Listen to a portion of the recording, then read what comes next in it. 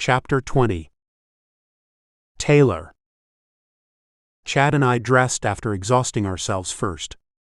It was nearing 6, and we didn't want to be late. I was sure Cody would be at the country club early to see some of his friends he hadn't seen for years. Chad had cleared his appointments and didn't have any clients today, and that was a good thing, because I felt out of it and running low on energy since Chad and I had made a day of it in the bed. Chad wasn't kidding when he said he'd punish me. The only thing he didn't do was tie me up, but I kind of wanted to try something different. However, how could I forget? Because now I couldn't sit straight for a week, and I felt the need to touch my ass, but I refrained from doing so. I just didn't want Miles and Cody to know what we had been doing prior to coming to meet them. Miles was the serious type, and never wanted to admit or talk about who he was fucking, or whether he fucked them. I thought we could trade secrets because we were both gay and brothers, and since he was older, I thought he'd give me pointers on what and who to avoid, but he never did. Maybe it embarrassed him, but I wasn't sure why he wouldn't share anything with me. However, Miles did cover for me with my bad behavior, more times than I cared to remember as a child and now a man, and it was time to grow up, take responsibility for my actions, and make him proud of me. He did mention one thing, and that was if I truly loved Chad, don't fuck it up. That was all he said, and when I asked him to clarify, he added, one word to the wise enough. I'd never been wise. I'd always been a fuck-up, and he knew it. However, I hadn't fucked anything up since I met and fell in love with Chad Holt, and I was proud of that accomplishment, but then the night was still young. Chad stepped out of the bathroom, dressed and wearing his bionic legs, and he looked tall, handsome, and beautiful if you were gazing at him through my eyes. I'd never seen a man who looked as sophisticated as him before. He wore a dark blue suit, white shirt with cufflinks and no tie. His greenish eyes complemented his suit, and his hair always perfect, and for the first time I'd noticed his shaving lotion, and it took me back to Grail's cottage in the woods when we first fell in love. You're so handsome, Chad. If Jen and those women you used to date saw you now, they'd want a piece of you, I said, straightening his collar. He reached and brought me into his arms, and held me around the waist. Our covered cocks met, thumping against each other, and I thought of everything I wanted to do and what I didn't want, and that was go to a restaurant and have a meal with Cody, because after this night I might not want to fuck for weeks. I pulled away. If we do this now, we will never get to the restaurant, and I could get pre-cum all over that expensive suit. What do you pay for a suit like that? I'll tell you on our drive to the restaurant. Does it have burgers? Why do you ask? Miles loves burgers. He doesn't try different types of food because he believes in sticking to the basics. He'll eat what I cook and that's all, but when he eats out it's usually pizza, burgers, and maybe Chinese. There aren't many places around here to eat anything different. Except the on-site restaurant at our country club. Exactly, I groaned. I texted Miles and gave him the address. I'm sure he can get a burger there. We pay ridiculous fees to belong to that place, and why not use it? If they don't have it, I'll insist that someone cook it for him. Why indeed? Because I wasn't dressed for a place like that, but since Chad didn't see anything wrong with my clothes, then who gave a fuck? I was wearing a pair of black jeans which were new, and a black shirt and a pair of black Skechers. As long as I didn't need a tie, I was good to go. As we walked to the garage to get a car, I knew it wouldn't be the van, and I was excited to see what a young rich dude drove, if he wasn't depending on a converted van to get around in. Chad had been walking on his bionic legs, and you couldn't tell the difference between us, except his breathing was more labored than mine. He walked like any other man, but who would notice, because he was too handsome for anyone to concentrate on anything but his face, those green eyes and dark curly hair. Oh my God, was he a looker? We're going to take a different car today, Chad insisted, and I expected that without him telling me. His van had been parked outside, and I never saw what was in that large garage until he opened it. Holy shit. Is that all you? Most of it. What do you want to drive? My eyes wandered around the room from the Range Rover to the Audi and Mercedes SL 500, and then my eyes settled on an SUV. What the fuck is that? I pointed and then cupped my mouth with excitement. A Maserati Levante. Are you kidding? I can drive it. You can drive it.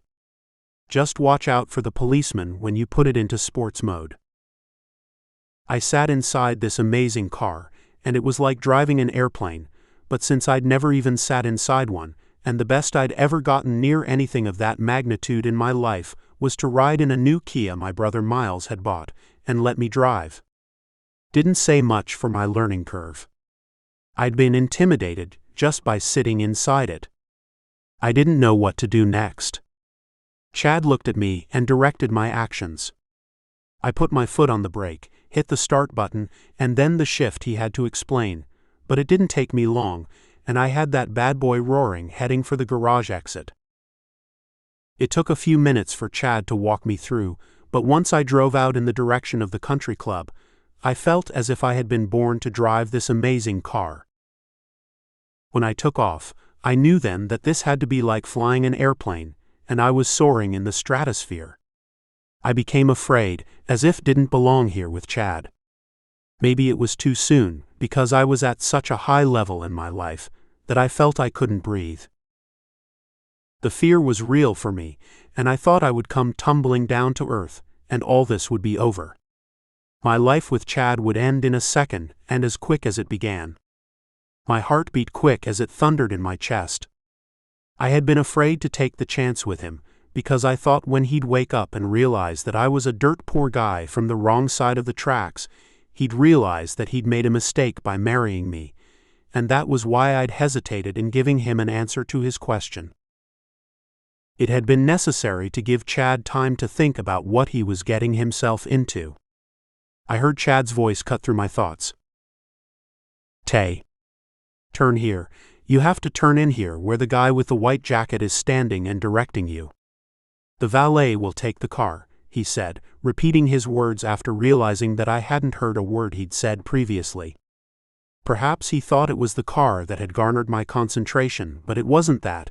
It was my mind talking to me, telling me I didn't deserve all this, and especially a man like Chad.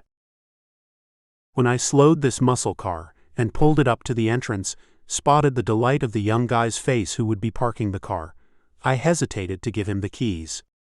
I just sat there looking at that SUV. Chad had stepped out of the car, walking balanced with his bionic legs. He'd made his way around to the driver's side, where the young guy held open the door, patiently waiting for me to get out. You have to get out now, Tay. Nothing's going to happen to the car. Are you sure? I questioned, holding on to the key. Finally, I handed it over to the eager young man, and took Chad's extended hand. Everything had been like walking through a fog, with me questioning myself. Am I over my head? Fuck yeah, I answered my mind that had asked the question in the first place, and sending me signals that I should turn and run away because I wasn't ready. It was okay when Chad and I were among friends and inside that enchanted cottage, but now we were walking among people I had nothing in common with, other than Chad. Chad strolled along, and as we passed a group of women and men, some stopped and shook his hand. Sorry to hear what happened to you, but thank you for your service. Chad smiled and introduced me. He didn't add that we were a couple, and I could see why. It wasn't anyone's business, and he probably didn't want to ruin our night with people gawking at us, and maybe the word hadn't gotten around yet that he was having a romantic affair with a man. Mr. Holt, your brother is waiting for you. I'll take you to his table. As we neared the section overlooking the golf course, and the sun was setting, it was a beautiful sight. The large brilliance of sun with a burst of yellow and orange against the green of the course, just spectacular, But even more beautiful and remarkable was Chad, another spectacular body and a thing of beauty with his wide green eyes, and returned to confidence as he strutted to the table where Cody sat with hardly a noticeable break in his gait. Chad didn't falter or grab my hand expecting to stumble, but matched my stride. The way that suit clung to his body with the third button hooked, accentuating his wide shoulders and thin waist, left me breathless. People seated couldn't help but gaze at this man, especially the women. But most of all, what caught Cody's eyes and the men standing around the table was me walking with him. Maybe the word had gotten around, but of course this was Nevermore, the smallest of the small towns in this country. As we neared the table where Cody sat, there were a group of men standing with their drinks and laughing and chatting, and eyeing the most handsome man in the room. Cody glanced up and smiled when we stopped, just before sitting. "This is my brother Chad. You know Chad?" "But I thought you said he was an invalid," the guy said, turning to Cody, furrowing his brow and turning red from embarrassment from his unfiltered words. "The reports of my death have been greatly exaggerated," Chad said, smiling and shaking hands with the men. I stood waiting for Cody to introduce me. I would be waiting a long time, and since Chad knew what I knew, he said, "This is Taylor."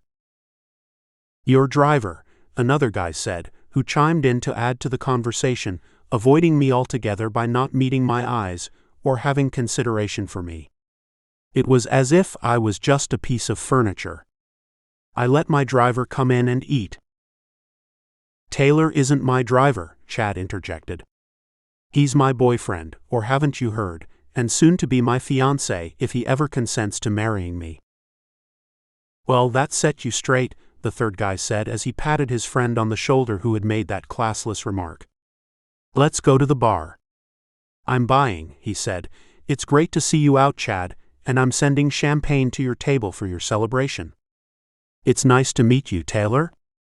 He shook my hand, and the other men did as well, but lowered their eyes, not in embarrassment, but something I didn't understand at the time. When we sat down at Cody's table, he glanced over at Chad. "Did you have to say that?" "Which part?" "The part where you introduced Taylor as your fiancé." Chad chuckled and looked over at me and smiled. "You're right, I shouldn't have introduced him as my fiancé, because he hasn't accepted my proposal." "Maybe you should have said that I'm your driver, Chad." Chad squeezed my hand. "Yeah. I should have introduced you as my driver, because the way you drive my Maserati, you have missed your calling. You should have been a race car driver." "You let him drive the Maserati?" "You never let me near that car." "That's because you have enough toys, and my baby here doesn't have any." Cody turned to me. "I never did ask you where you came from, or—" "Cut the shit, Cody. We didn't come here for this." "He's not interviewing for a job, at least not with you," Chad said, looking around for a waitress, when she showed and placed 3 glasses on the table and a bottle of champagne. "We will need another glass," Chad added. This was the time I wondered if Miles would show, and at this point, I wouldn't blame him if he didn't. Here we were sitting, and Cody kept glancing down at his phone and making it obvious that he didn't want to be there by looking at his watch and eyeing me. I hoped that Miles would show tonight because it was important to me, and when I glanced at the door there stood Miles dressed in his work clothes, and the coffee, tea, and the logo on a white button-down shirt. Well, at least he wore a white shirt and black slacks. He was my only brother who'd taken care of me, and there was no way in hell I'd apologize for the way he dressed or for him. I tried to get here sooner, but there was a problem with the orders. "Please sit, Miles," Chad said. "This is my brother Cody." Miles smiled and extended his hand, and Cody looked away and shook it. I could see the disappointment in Miles' eyes. Chad saw it too. Don't pay any attention to Cody. He's an arrogant, spoiled rich kid who thinks the world owes him something. Well, that had Cody pissed, to put it mildly. Cody furrowed his brow, bit his lip, and turned to Chad. "I don't know why you're apologizing for me. It looks like he, meaning Miles, should be apologizing to us for coming in late, and dressed in his work clothes. I'm shocked that they didn't stop him at the door, or at least hand him a tie. I rolled my eyes. See what I mean, Miles, arrogant and spoiled rotten, Chad said with his eyes smiling. Cody stood when the waitress brought the fourth flute for the champagne. We won't be needing another glass because I'm not staying, not to be insulted. I was relieved, but I'd really wanted Miles to meet Chad. I'd wanted this meeting to work out. When Cody stormed out of the restaurant, Chad, me and Miles appeared to take a deep breath and exhale in relief. Now Miles, how the fuck are you? And I hope we can get together more often. Please don't mind my brother because as you can see he's temperamental, been that way since he was a child. I had to try and calm him down because everything and everyone bothered him, and this is no different, but I give him leeway because he lost his partner recently and didn't tell anyone, kept that all inside.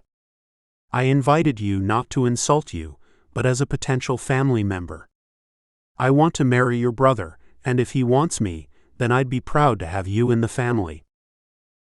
Miles sat quiet, rubbed his palms together, lowered his head, then raised it, and his eyes wandered around the room, then to me and then Chad. When Miles spoke, it was soft and measured. I'd be honored to be a part of the family, considering Taylor doesn't have much of a family here in Nevermore. It's only the two of us, and who knows where the other part of my family lives. I heard that my mother and father's kin were spread all over the U.S. Your brother Cody acted as if he didn't like the idea of you and Taylor getting together, much less in the same room, at the same table as him. Well, tough shit. He'll get over it, and if he doesn't, then he can find his own family, because it will be us three and a multitude of friends.